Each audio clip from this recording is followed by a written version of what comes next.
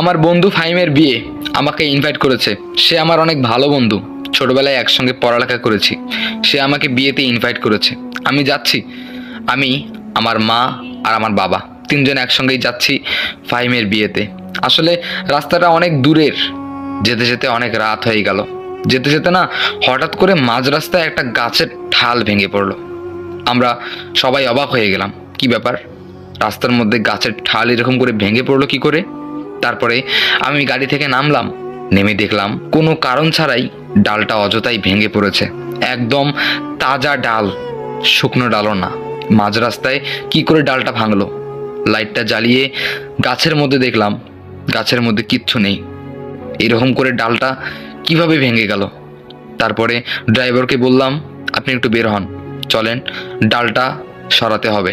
এরপরে আমি, আমার বাবা আর ড্রাইভার মিলে ডালটা সাইড করলাম। তারপরে আবার টান শুরু করলাম গাড়ির।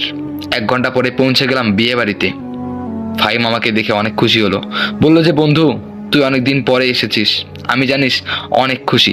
আমি বললাম, দোস্ত আমিও অনেক খুশি তোর বিয়েতে অ্যাটেন্ড হতে পেরে। তখন ফাহিম বলল, অনেক দূর থেকে এসেছিস, ফ্রেশ হ, খাওয়া দাওয়া কর। আমি বললাম আচ্ছা ঠিক আছে দোস্ত। তখন ফাহিম বলল, যা ফ্রেশ হয়ে আয়, তারপরে আড্ডা দিচ্ছি। আমি বললাম আচ্ছা ঠিক আছে। এখন বাজে রাত 9টা, আর রাত 12টার সময় ফাহিমের বিয়ে। আমি রুমে গেলাম, ফ্রেশ হলাম। আমি ফ্রেশ হয়ে নিচে নামলাম। নিচে নেমে একটু হাঁটাহাঁটি করতেছি, দেখতেছি ফাহিম নেই, ফাহিমকে খুঁজে পাচ্ছি না। তারপরে আমি আস্তে আস্তে হাঁটাচলা করতে করতে ফাহিমদের পুরো বাড়িটা দেখলাম। দেখতে দেখতে হঠাৎ করে আমার চোখটা ছাদের মধ্যে চলে গেল, আর ছাদের মধ্যে দেখতে পেলাম কে যেন ছাদ দিয়ে হাঁটতেছে। আমি ঘর থেকে দৌড়ে টর্চটা নিয়ে আসলাম। টর্চটা মেরে দেখলাম কোনো একটা মেয়ে ছাদের মধ্যে হেঁটে বেড়াচ্ছে। আমি অনেকটাই অবাক হয়ে গেলাম, তবে আশেপাশে অনেক লোক ছিল, তাদেরকে বললাম না, বললে আবার কি নাতে কি মনে করে। আর ওটা কোন মেয়ে সেটা তো আমি নিজেও জানি না, হয়তো বা কোনো আত্মীয় স্বজন।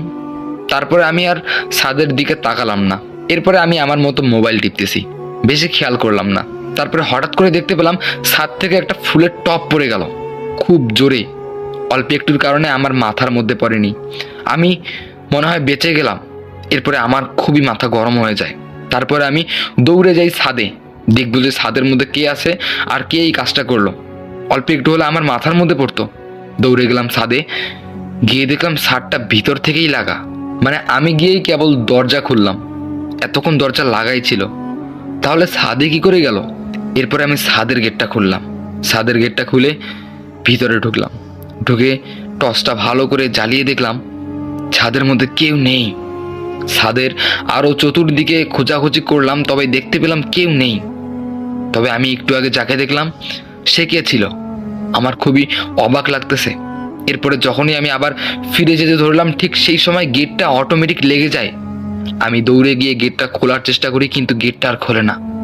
আমি ওখানে হতাশ হয়ে পড়ি। তখন আমি অনেক চিৎকার করি, প্লিজ কেউ গেটটা খোলো, কেউ গেটটা খোলো, কিন্তু গেটটা আর খোলে না। এরপরে পিছনে তাকাতেই হঠাৎ করে দেখতে পেলাম লাল শাড়ি পরা একটা মেয়ে দাঁড়িয়ে। আমি বললাম, কে তুমি এই ছাদের মধ্যে? তুমি কি করে এলে? আর এখনই তো দেখলাম এই ছাদের মধ্যে কেউ নেই, তুমি কোথা থেকে এলে?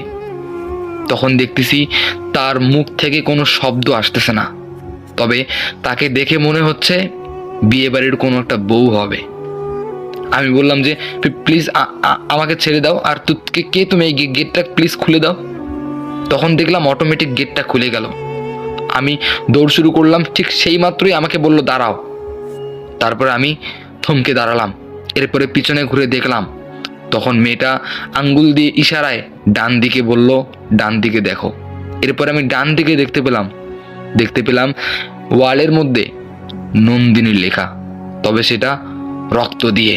আমি অনেকটাই অবাক হয়ে গেলাম, কি ব্যাপার, রক্ত দিয়ে? রক্ত কোথা থেকে এলো এখানে? আমি খুব ভয়ে ভয়ে লেখাটা দেখছিলাম, নন্দিনী লেখা রক্ত দিয়ে মোটা মোটা করে। এরপরে যখনই আমি তাকে জিজ্ঞেস করতে গেলাম যে আচ্ছা এই নন্দিনী কার নাম, যখনই সামনে তাকালাম দেখতে পেলাম কেউ নেই। কোথায় গেল মেয়েটা? এই মেয়েটাকে তো আমি কোনোদিনও দেখিনি। তারপরে যখন আবার আমি তাকালাম দেখতে পেলাম সেই লেখাটাও নেই, আর গেটটা খোলা। আমি ধরপড় করে নিচে চলে গেলাম, গিয়ে দেখতে পেলাম ফাহিম ওখানে বসে আছে। আমি বললাম, দোস্ত এদিকে আয় তো, এদিকে আয় তো। তখন ফাহিম বলল, কি ব্যাপার, তোকে এত হতাশ লাগতেছে কেন? আমি বললাম, ছাদের মধ্যে আচ্ছা আচ্ছা, তুই আমাকে একটা কথা বল, ছাদের কথা বাদ দে, তুই এখন একটা